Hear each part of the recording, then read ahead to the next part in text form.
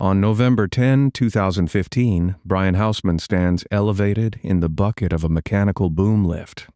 He works diligently to string the final decorative holiday lights across a massive tree.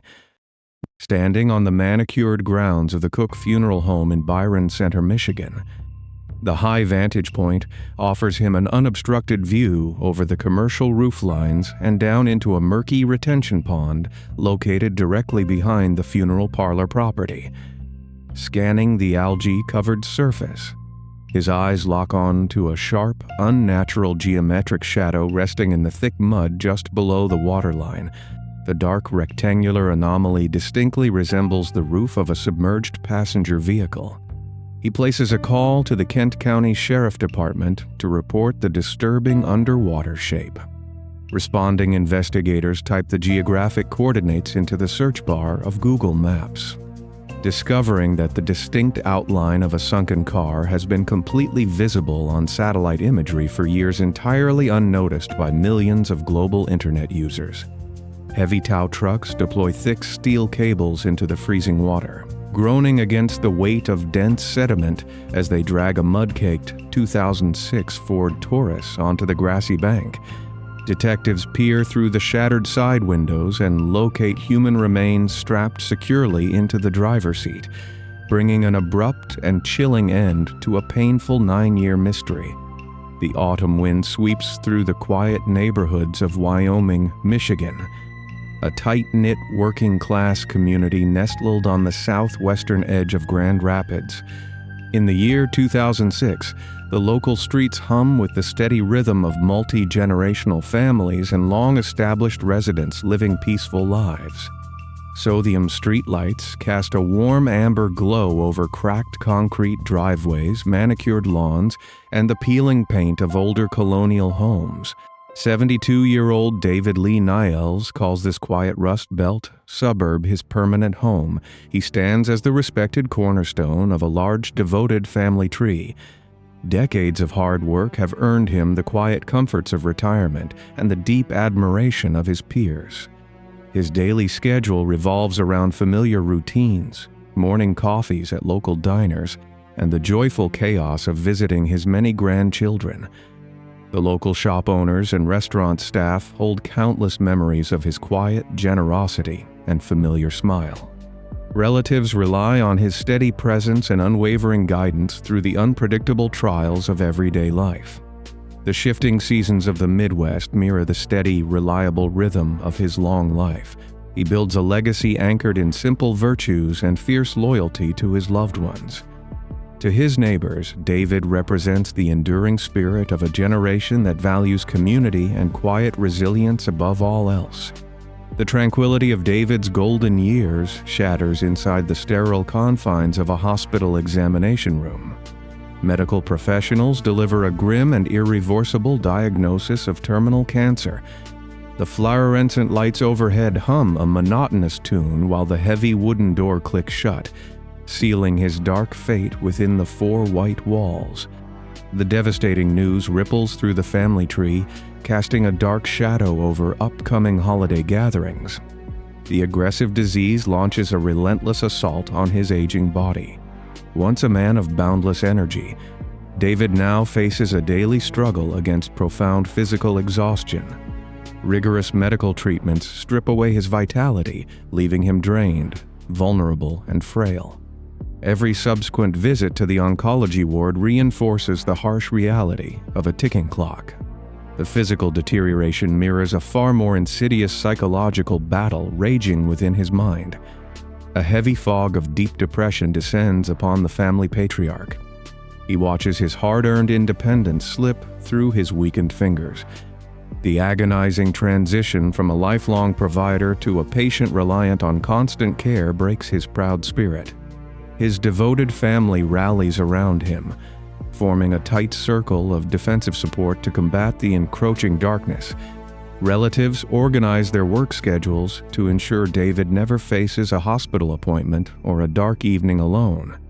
They monitor his mood shifts and physical symptoms with unwavering vigilance. Despite their boundless love, the internal agony of terminal illness isolates the patient from the healthy world revolving around him. The psychological torture of knowing the inevitable outcome weighs heavily on the entire household. Conversations at the family dinner table grow hushed and deliberate. Loved ones force optimistic smiles to mask the looming shadow of anticipatory grief. David grapples with the absolute loss of control over his own destiny. He stares out the living room window for hours, watching a world he can no longer actively participate in. The sheer indignity of the disease strips away his lifelong sense of pride and rigid self-reliance. The man who once dictated the course of his life now waits on the unpredictable whims of cellular decay and medical charts. He yearns for fragments of his former life, seeking out physical spaces where the cancer cannot define his sole identity. A handful of miles south of his home lies Byron Township, a sprawling mix of residential pockets and busy commercial corridors. Jake's Bar sits along a paved arterial road functioning as a popular gathering spot for locals seeking cold drinks and warm conversation. The establishment features glowing neon beer signs in the front windows and a sprawling asphalt parking lot near the main entrance. Inside the tavern, the scent of fried food mingles with the ambient noise of a jukebox and the clinking of heavy glass mugs. On the evening of October 11, 2006, David drives to this familiar sanctuary. He seeks a brief respite from the suffocating atmosphere of terminal illness and endless pity. Plans are set in motion to meet a trusted friend for a casual evening away from the watchful eyes of his caretakers. The comforting anonymity of the tavern provides a sharp contrast to the suffocating concern waiting for him back home. He navigates his vehicle into the crowded lot and steps into the dimly lit restaurant. Patrons line the wooden bar counter, their faces illuminated by the flicker of television screens broadcasting the evening news. He orders a drink and waits for his companion, hoping to reclaim a single evening of ordinary existence. David slides into a worn leather seat, blending seamlessly into the crowd of ordinary people living ordinary lives. The arranged meeting inside Jake's Bar begins much like any other casual encounter between old friends. Conversations drift over the ambient noise of the crowded dining room. An inexplicable shift in David's demeanor shatters the comfortable illusion of normalcy. He leans across the table and complains of a severe physical discomfort. The brief moment of socialization terminates before the evening can fully unfold. David pushes himself up from his chair, leaving his beverage unfinished on the table. He bids his friend a brief farewell and turns his back to the bustling tavern. The heavy exit door swings open, letting in a sharp blast of cold autumn air. He steps out into the darkness, leaving the neon glow and the steady hum of human voices behind him. The bartender wipes down the counter, paying no mind to the quiet departure of the elderly patron. The ambient noise of the tavern swallows the sound of his exit, leaving an empty stool as the only sign he was ever there. The heavy oak door seals shut with a metallic click, marking the final confirmed sighting of the 72-year-old grandfather. The expansive asphalt parking lot of Jake's Bar stretches out under the dim illumination of scattered sodium lamps. A biting October wind rustles the dry leaves piled against the concrete parking curbs. David walks across the uneven pavement toward his parked vehicle. He unlocks the driver's side door of his black 2006 Ford Taurus. The heavy steel door slams shut, sealing him inside the cold, silent cabin. The engine turns over with a mechanical roar, and the headlights pierce the gloom of the commercial lot. The exhaust pipe releases a thick plume of white smoke into the freezing night air. He shifts the automatic transmission into gear and steers the heavy sedan toward the primary exit. The rubber tires crunch over loose gravel before merging onto the smooth asphalt of the main thoroughfare. The red glow of the taillights merges with the sparse flow of evening traffic on the adjacent county road. The exact trajectory of the black vehicle dissolves into the sprawling grid of Byron Township streets. He drives away from the safe confines of his familiar routine and enters the abyss of an enduring mystery. Hours tick by in the quiet homes of the extended Niles family. The mantel clocks chime the passing hours, transforming mild concern into genuine dread. Unanswered phone calls ring out into the void, going straight to a digital voicemail box. Relatives know David's fragile medical condition demands a strict adherence to schedules and medication regimens. The absolute silence from his end contradicts decades of reliable communication and deep familial devotion. Terrified family members grab their car keys and step out into the freezing night. They pilot their vehicles along the dark county roads connecting the city of Wyoming to Byron Township. High beams sweep across deep drainage, ditches, and dense patches of roadside timber. Desperate loved ones pull into the parking lot of Jake's Bar, finding no trace of the black Ford Taurus anywhere on the property.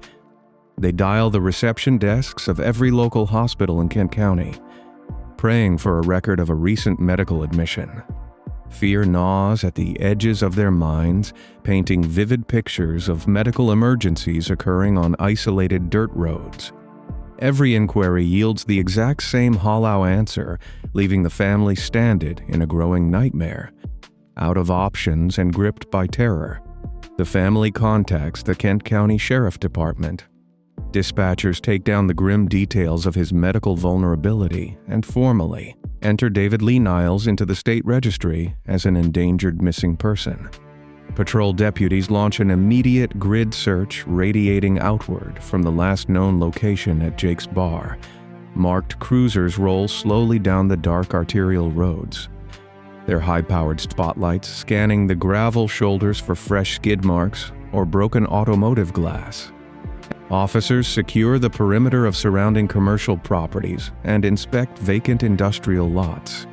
The vast network of rural routes surrounding the city presents an overwhelming logistical challenge for the midnight search crews.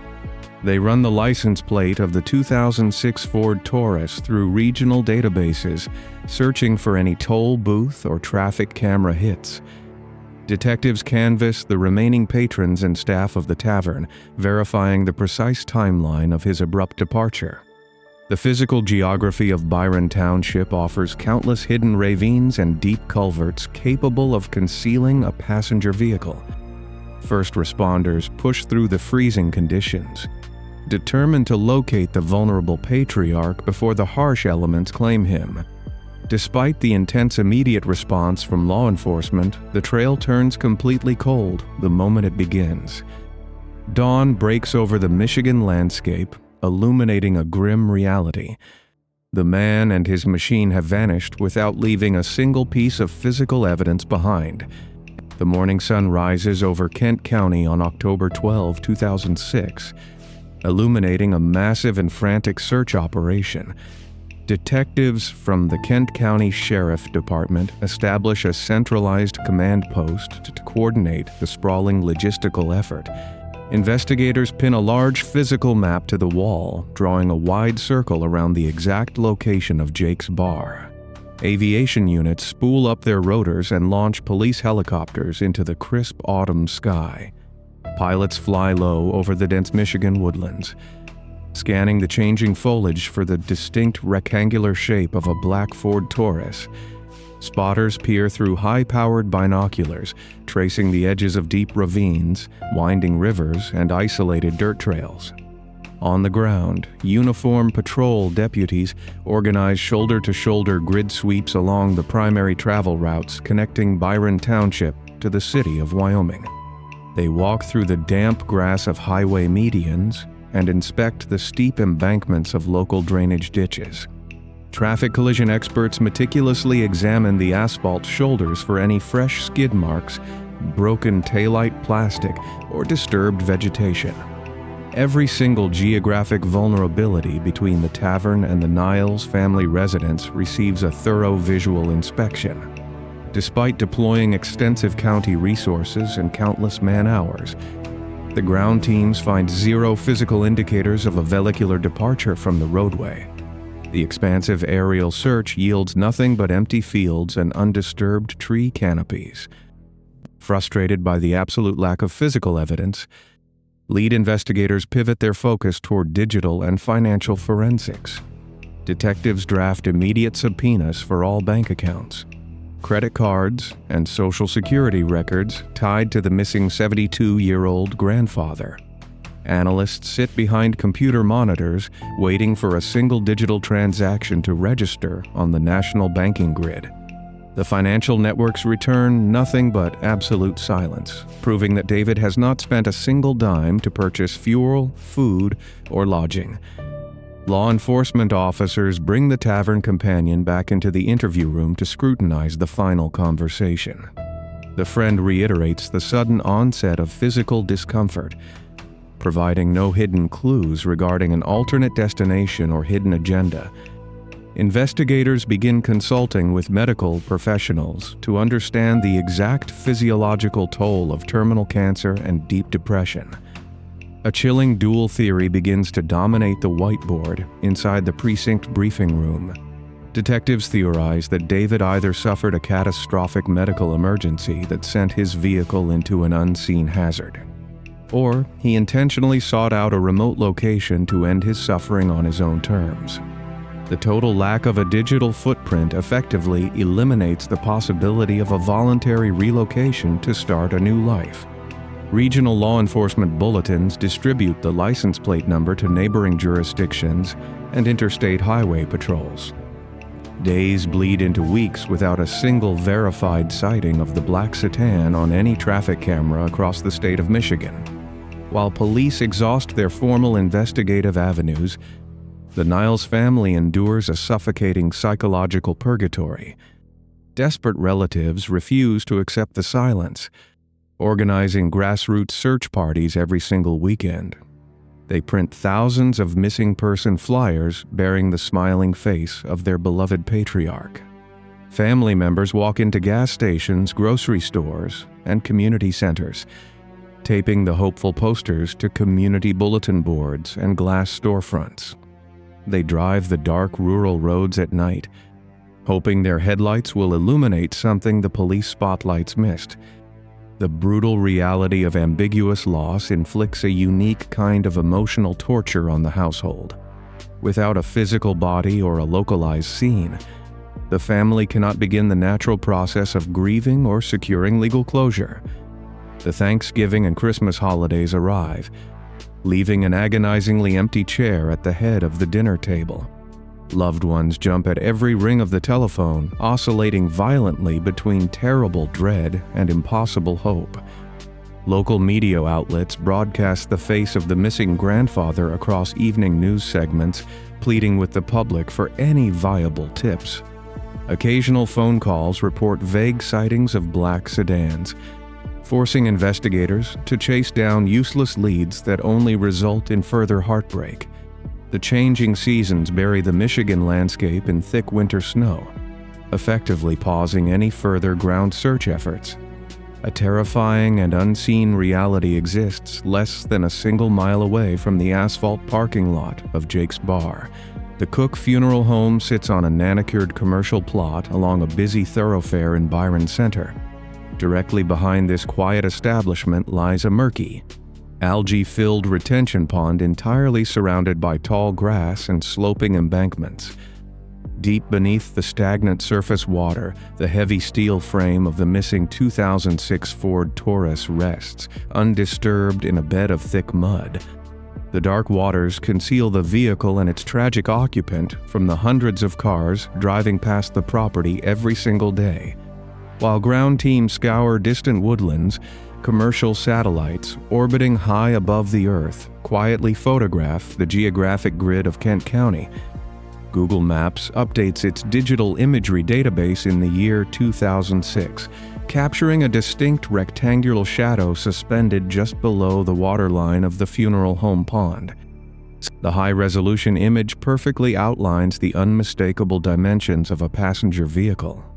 Another orbital pass updates the digital platform in the year 2008, presenting the same chilling anomaly to the public internet.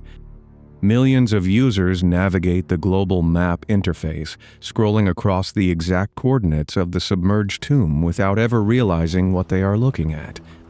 The ultimate piece of physical evidence hides in plain sight on a massive public database. The profound system failure of digital awareness allows the agonizing mystery to stretch into an entirely new decade. The calendar slowly advances to the year 2011, marking exactly 5 grueling years since David vanished into the cold October night. The complete absence of physical and financial proof forces the legal system and the exhausted family to confront a devastating reality. State statutes allow families to petition the courts to declare a missing individual legally deceased after a prolonged period of unexplained absence. The Niles family makes the agonizing decision to publicly acknowledge the permanent loss of their revered patriarch. They contact local newspapers to publish a formal, heartbreaking obituary in the community pages. The printed tribute honors his decades of hard work, his devotion to his grandchildren, and the quiet dignity of his life. The final line of the public notice features a chilling declaration stating that only God knows the time and place of his passing. Relatives gather in a local church to conduct a somber memorial service without the physical closure of a casket. Tears fall onto the wooden pews as the community collectively says goodbye to an empty void. The legal declaration of death allows the family to settle his remaining estate and close his abandoned financial accounts. Investigators at the Kent County Sheriff Department move the physical case file into a cardboard box dedicated to inactive cold cases. The active pursuit of the Black Ford Taurus ceases entirely, leaving the mystery officially unresolved in the eyes of law enforcement. The quiet retention pond in Byron Center continues to hold its dark secret while the surrounding community moves forward. Thick layers of green algae bloom across the surface water during the summer months, actively obscuring the submerged roof of the heavy sedan. In the year 2012, the Google Maps platform executes another routine update of its global satellite imagery. The massive digital upgrade renders the surface of the Earth in unprecedented clarity and striking resolution. Anyone zooming in on the commercial property behind the Cook Funeral Home can easily distinguish the geometric shape of an automobile resting in the muck. The digital footprint of the tragedy remains publicly accessible on countless smartphones and desktop monitors across the globe. Law enforcement agencies lack the standard protocols or dedicated personnel required to manually scour satellite imagery for cold case anomalies. A massive disconnect exists between the available open-source technology and the traditional investigative methods utilized by local detectives.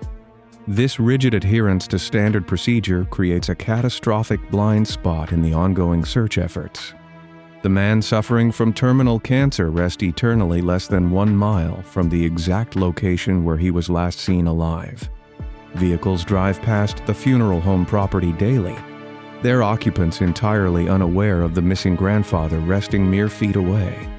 The relentless passage of time buries the memory of the missing patriarch deeper into the local archives, waiting for a single random observer to break the tragic silence. The agonizing 9-year wait shatters on the crisp morning of Tuesday, November 10, 2015.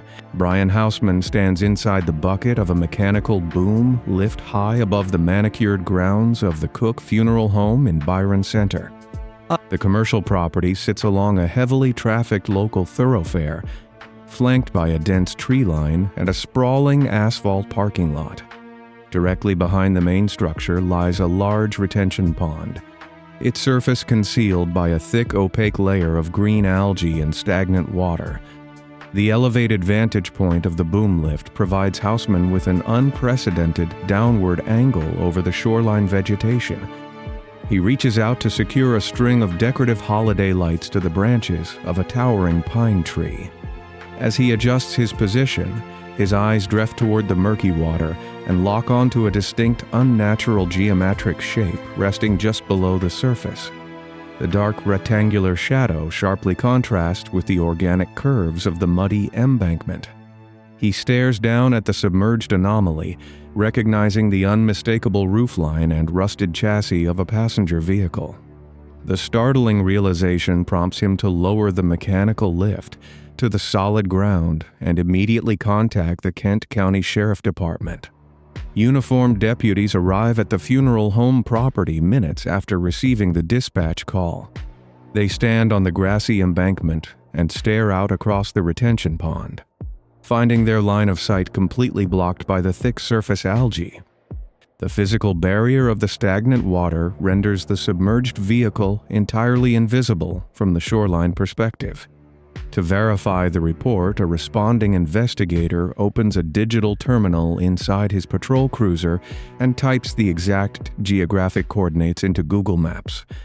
The high-resolution satellite imagery loads onto the screen, displaying a crystal-clear overhead view of the retention pond. The digital map reveals the unmistakable outline of a sunken automobile resting in the shallow sediment. Detectives cross-reference the archive dates and uncover a staggering systemic failure hidden within their own investigative timelines. The open-source satellite platform captured and published the exact location of the vehicle in the year 2006, the year 2008, and the year 2012. Rigid department protocols and a strict reliance on traditional ground searches prevented any official from consulting the free digital database during the initial investigation. The rigid adherence to physical parameters effectively blinded the agency to orbital data, allowing the missing man to remain submerged in plain sight for nearly a decade. By 9 o'clock in the morning, the Kent County Sheriff Department dive team deploys to the shoreline of the Byron Center Pond. Technicians secure their heavy oxygen tanks and pull thick knee-prone hoods over their heads to combat the freezing temperatures of the stagnant water. Divers plunge into the murky depths, descending through dense layers of aquatic vegetation and suspended sediment. Visibility drops to absolute zero, forcing the underwater team to navigate the submerged obstacle course entirely by touch. Heavy gloves run across a cold metallic surface, mapping out the rusted contours of a 2006 Ford Taurus resting on its axles. A diver wipes decades of accumulated grime from the rear bumper and verifies the digits on the Michigan license plate. The radio confirmation reaches the command post on the shoreline, officially linking the submerged wreck to the missing 72-year-old grandfather. Heavy industrial tow trucks reverse into position along the muddy bank, dropping massive steel hooks toward the water. The dive team fastens the thick metal cables to the structural undercarriage of the ruined sedan. The tow operators engage the mechanical winches, preparing to haul the massive iron tomb out of the thick underwater muck. Just before 11 o'clock in the morning, the heavy steel cables pull taut and slice through the surface of the water. The industrial winches groan under the immense weight of the mud-caked vehicle and thousands of gallons of trapped water. The black sedan breaks the surface, dragging a thick curtain of green algae and dark brown sediment onto the grassy embankment. Years of total submersion have fused the metal doors shut, creating a vacuum seal that defies the physical strength of the recovery team. Detectives grip heavy steel batons and shatter the tempered glass of the driver's side and passenger side windows. Stagnant, foul-smelling water pours out of the broken frames, draining the flooded interior cabin back into the retention pond. Investigators peer through the jagged window frames and illuminate the dark interior with high-powered tactical flashlights. A human skeleton sits upright in the driver's seat, held securely in place by the engaged nylon seatbelt. Evidence technicians reach into the ruined cabin and extract a waterlogged leather wallet resting near the remains.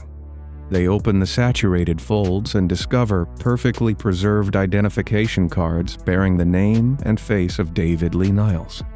The extraction of the physical evidence brings a definitive, chilling end to the 9-year search for the missing patriarch. Forensic technicians transport the recovered human remains to the sterile examination rooms of the Kent County Medical Examiner facility. Decades of submersion in the biological ecosystem of the retention pond have stripped away all soft tissue, leaving only skeletal evidence for the pathologists to analyze. The standard methods of visual identification and fingerprinting hold no value in this advanced stage of environmental decay. Medical personnel pull the extensive historical medical files detailing the lifelong dental work of the missing grandfather. A forensic otonologist places the anatomical structures of the recovered skull under intense fluorescent lighting. The specialist meticulously compares the physical dental restorations and bone structures against the verified 2006 X-ray records. The unique alignment of the teeth and the distinct patterns of the permanent crowns provide an undeniable biological match.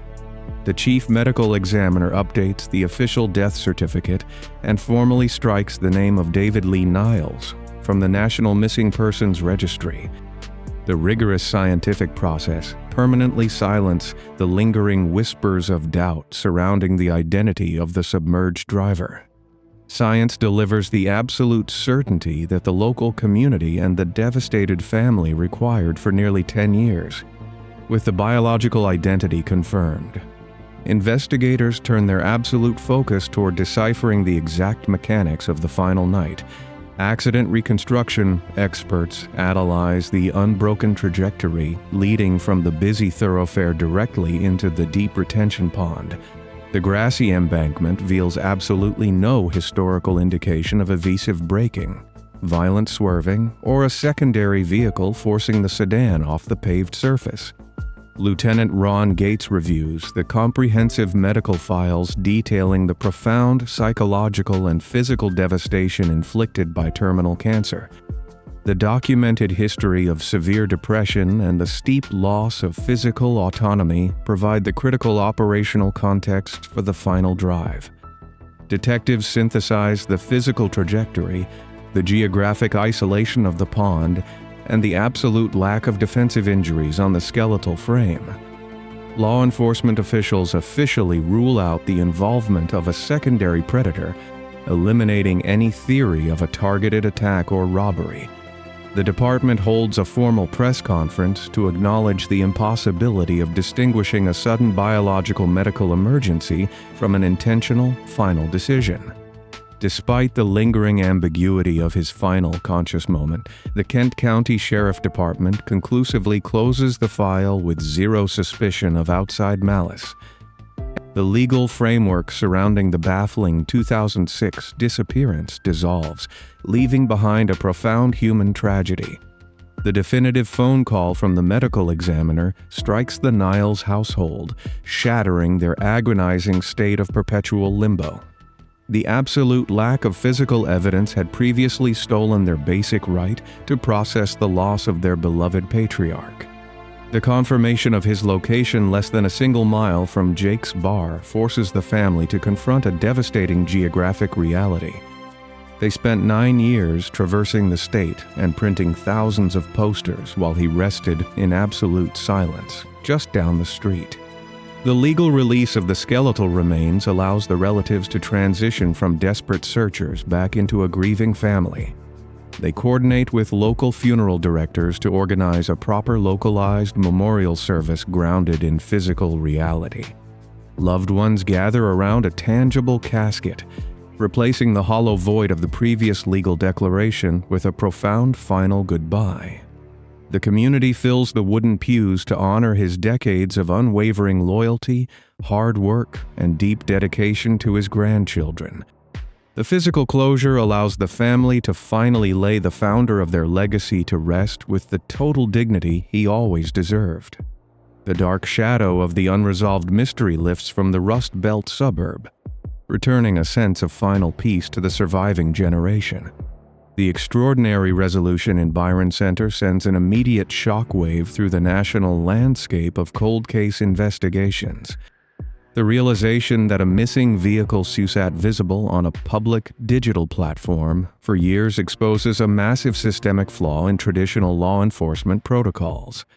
Police academies and precinct commanders across the country face the undeniable consequences of ignoring open-source, orbital technology.